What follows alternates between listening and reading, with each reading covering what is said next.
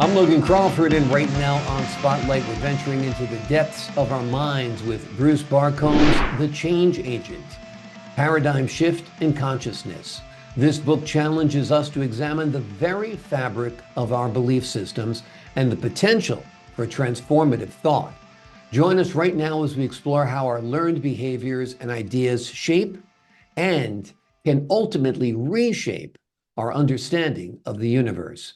We're delighted to have this very talented author join us here today on Spotlight. We thank the team at Atticus Publishing for helping us put him in the spotlight today. We ask viewers like you to support writers like him by subscribing to our channel and by purchasing his amazing book. The links are below this interview. Bruce, great to see you here today on Spotlight. Thanks for having me. My pleasure. What inspired you to write about the concept of paradigm shifts in consciousness? I watched the January 6th riot. And as I watched that, I knew in that very moment that these people, what they saw, they learned, what they learned, they practiced, what they practiced, they became, and that they believed that wholeheartedly to fly across the nation and engage in that activity. Mm-hmm. And so when we look at the human condition and we look at messaging and what we've internalized as far as a belief, right? I knew that they believed wholeheartedly in what they were doing or why they were doing it. And I knew at the same point in time that from a different extent that we can become chemically addicted in our emotional process. So I can be addicted to anger, venting, toxic thinking. And so that can be weaponized. And so I knew based upon my past experience in dealing in recovery, and that that there's a choice to how to disconnect from that, and that really did become the emphasis. Taking a look at what potentially these individuals believed, because there was a lot out there at that time, and it's not specifically about them because it could be about anything, right? Mm-hmm. And it's important when we look in terms of what we see is what we learn. What we learn, we practice, and we can learn good things and bad things. And what we practice, we become. That becomes who we are. And if nothing changes, nothing changes. We'll repeat that process over and over until we awaken or desire a different change. Exactly. I do think there is a negative contagion. I do think people get a rush from extreme emotions, whether they're negative or positive. And that's part of the problem. I think our entire internet and clickbait system is based upon that. Something that gives you a little shot of dopamine or adrenaline or, a little chemical boost every time you click something, because people don't like living here in the middle. They like to be either up there or down there. And you see a lot of it expressed in anger. So let me ask you, how do we go about changing this?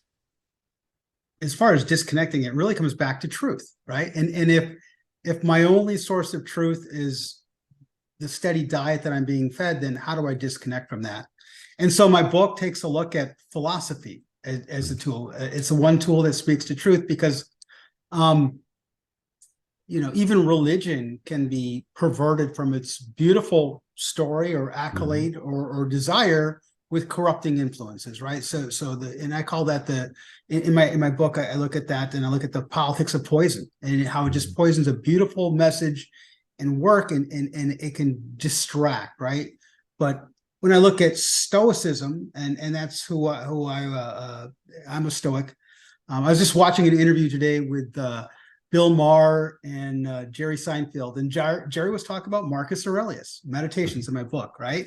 And I go, yeah, because that's in my book. I'm also reading another book called William James Varieties of Religious Experience, and William James is quoting Marcus Aurelius in his book.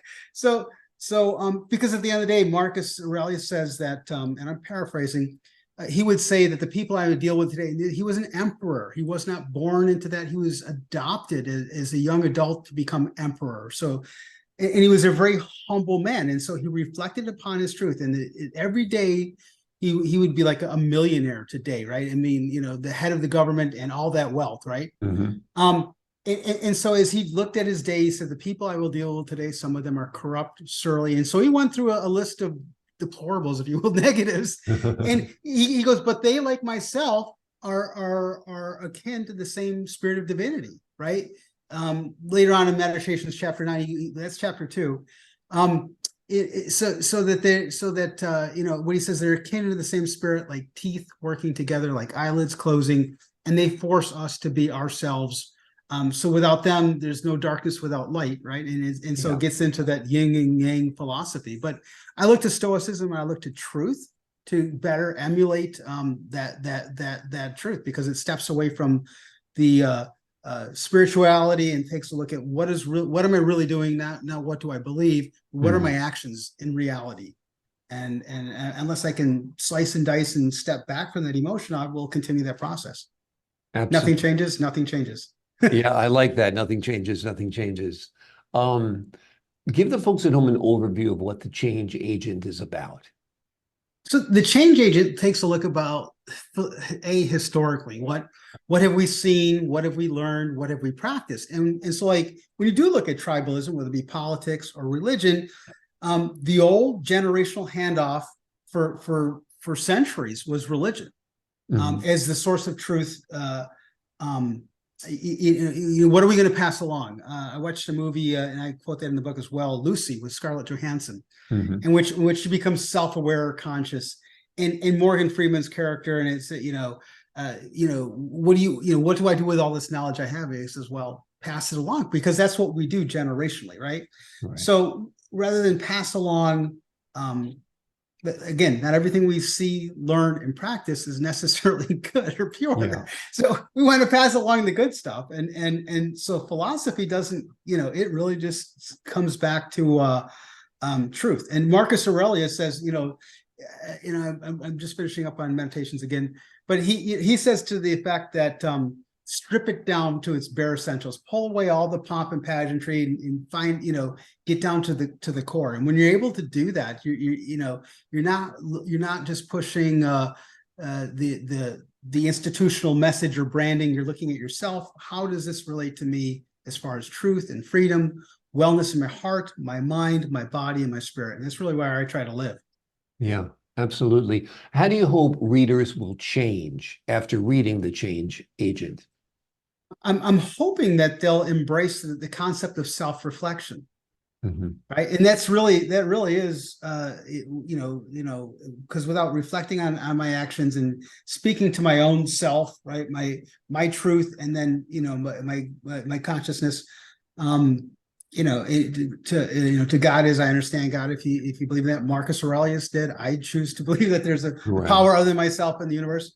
But when you look statistically today, because there's a big change in our world, big change in land, 4 out of 10 people do not practice religion.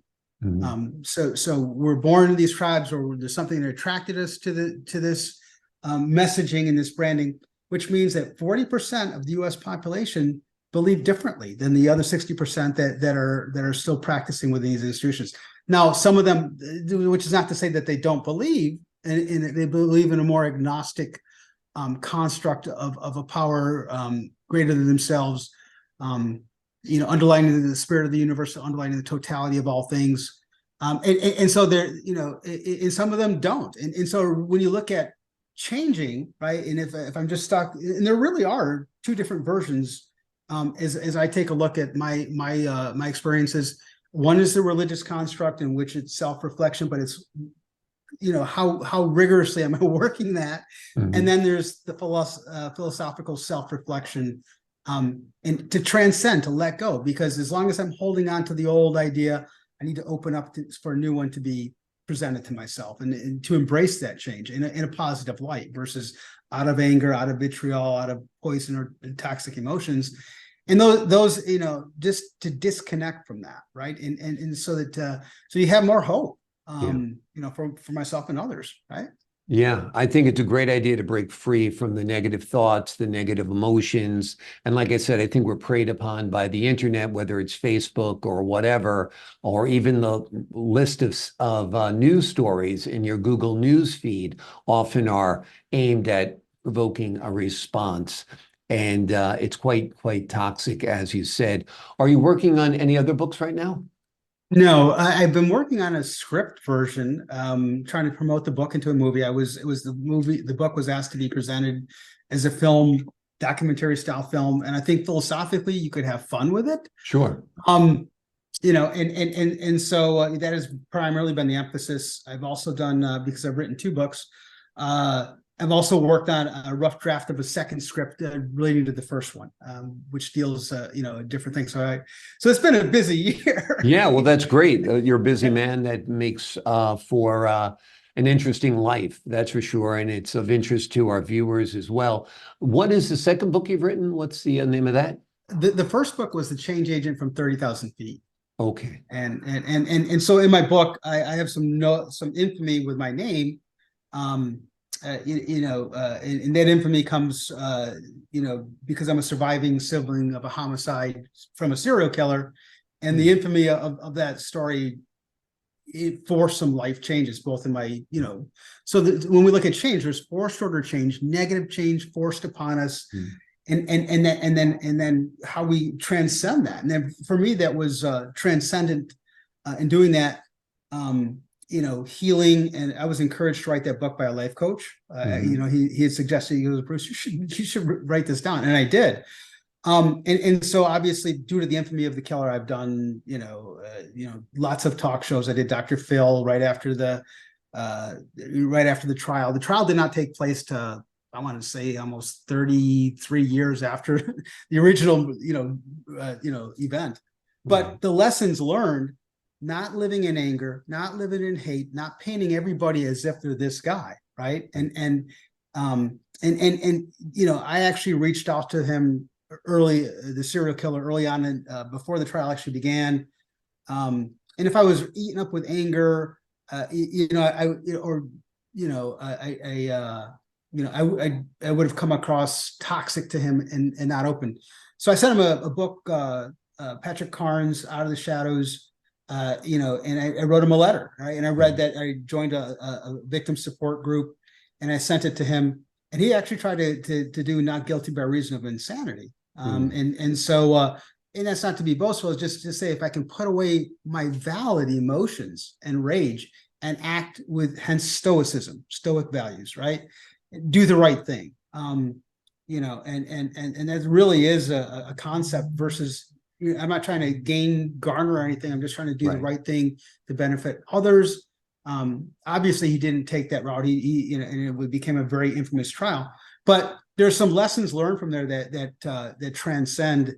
And when we look at the messaging that took place, especially with the QAnon platform, pizza party, and what is the truth, right? And so it doesn't matter if I take a known wrong in society, anybody would want to prosecute and hold accountable and things of that nature.